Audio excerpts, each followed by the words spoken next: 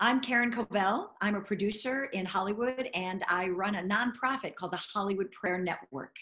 And I have had a journey that I never expected, but that's what God does. He puts us on a path that we just get to go along and see where he takes us. I grew up in a home where we went to church in Chicago, Illinois, and yet we didn't talk about God. We didn't read the Bible. We didn't do anything. It was just kind of something that you do on Sunday mornings. And I went to college at University of Southern California in Los Angeles, was excited to go from the Midwest to sunny California.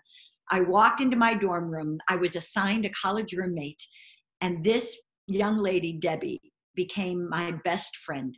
She was incredible. And as we got to know each other, I learned that though I came from a wonderful home full of art and creativity and culture, she came from a horrible home. She had, her parents were both alcoholics. Her mother had been married before and had a child who hated this new family. They had other children after Debbie, but couldn't take care of them because of their alcoholism. And so she ended up raising her little brother. And one day she was walking down the street with him, and he ran into the street, and she watched him get killed by a car. She had story after story of heartbreak. And yet she was the most joyful person I knew. She loved life. She loved people. And I kept asking, what is it about you that's different?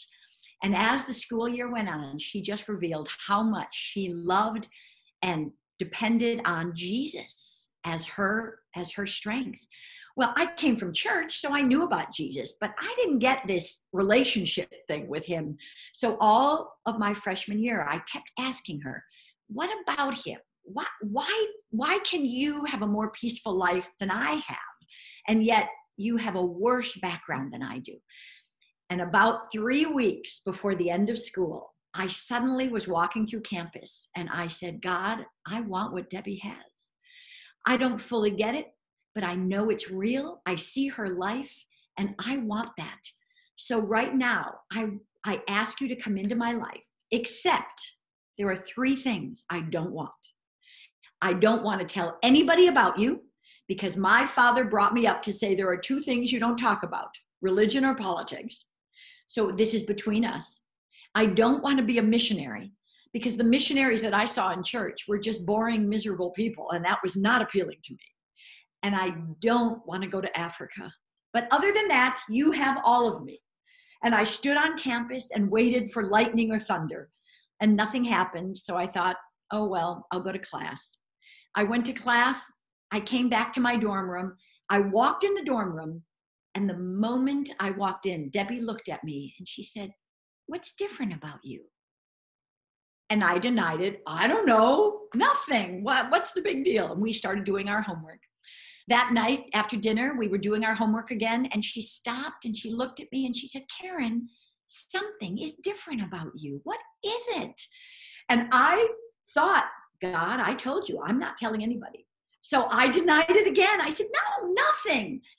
But I started thinking, is something changing in me? Is something showing? What's going on?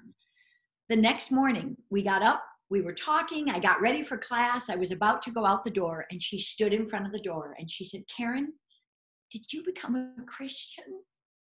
I burst into tears. I said, how did you know? And she said, because you're different. God makes us new creatures. And I'm crying and she's crying and we're hugging and we're all excited about it. And she said, this has been an answer to my prayer since the first day I met you. And we were so excited. And I said, I have to go to class. I'll talk about it later. I ran out the door. And the first thing I thought was, okay, God, only Debbie. Nobody else is going to know. The next 3 weeks of school, I had a great time, but I didn't tell anybody about God. However, Debbie kept saying, Karen, you're changing. God is renewing you from the inside out. And I had no idea what she was talking about. That year of school ended. I went back to Chicago to my home.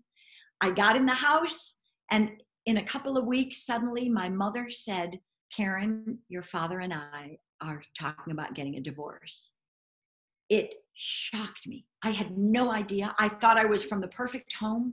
I was so thrown by it. The only thing I knew to say is, Mom, you need to know about Jesus. you have to know about him. And she said, what do you mean? I said, he offers a personal relationship and it'll help you get through this and it'll stop what's going on now. And I didn't even know what I was saying. And she said, well, tell me, how do you do it? And I said, you just talk to him.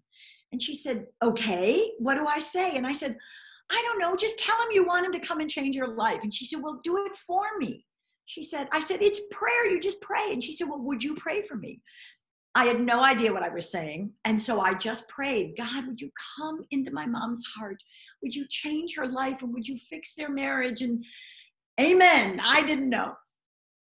She looked up at me and she said, thank you. We got to tell your grandmother. My mom at that moment became a Christian. She accepted the prayer. She didn't even need to have to say certain words. There's no special thing to do or say. Her heart was ready. So 2 weeks later, my mom had lined up lunch at a restaurant with my grandmother. And we sat down at the table and she said, Karen, tell your grandma what you told me. I said, okay. We went through the same kind of awkward conversation. I prayed for my grandmother and she became a Christian too. And I realized at that moment, this is not about me. This is about offering the most amazing thing that I had discovered to other people and to let God do his work. I went back to school. I started having this desire to find out who else was a Christian in the theater department at my school. I started finding others, bringing them together. We had a little prayer group. Then I found it was really fun to tell people about him. I graduated, got into the entertainment industry. My husband and I realized that Hollywood is the world's most influential mission field, and we were missionaries. We got to tell people about God's love, to not try to change them, but to offer them the hope that had completely transformed me. And then years later, I got married. Jim and I had 2 children, and we decided we wanted to really get them to see a bigger view of God. So we started sponsoring a World Vision child. We fell in love with him through the mail and decided we wanted to go visit him. So we took a trip to Africa, the very place I didn't want to go. It was life transforming. It changed my whole view of God to be bigger and more amazing than I ever thought he was. And on the way home on the plane from Africa, I was profoundly shocked to realize the 3 things I told God I didn't want were the 3 greatest joys of my life. I love telling people about him. I'm a missionary in the world's most influential mission field. And the trip that changed my life was Africa, because I saw the beauty of his people there. And that made me realize wherever we come from, whatever we believe, if we just put our heart and our trust in Jesus Christ, he will do things we have no idea about. My journey in life is so exciting. The path that I go on, it's hard. I have really, really hard days, but I have a foundation of hope, and I have a foundation of truth that keeps me going when I could not have done it on my own. And now, as a producer in Hollywood, I truly say, if I don't have God to talk to, if I don't have that communication and that prayer and that trust in the creator of the universe, I wouldn't make it through my days. And I know that for anybody going through life. I don't want to tell people about Jesus because that's what they need. I want to tell people about Jesus because he has offered me so much that I want someone else to experience the same thing. And that's all I can tell people now, is whatever it is that we have that we're struggling with, that we're hurting, how we're not sure what's next, if we put it at his feet and just say, okay, this is hard, but I'm going to trust you with each step. He is faithful.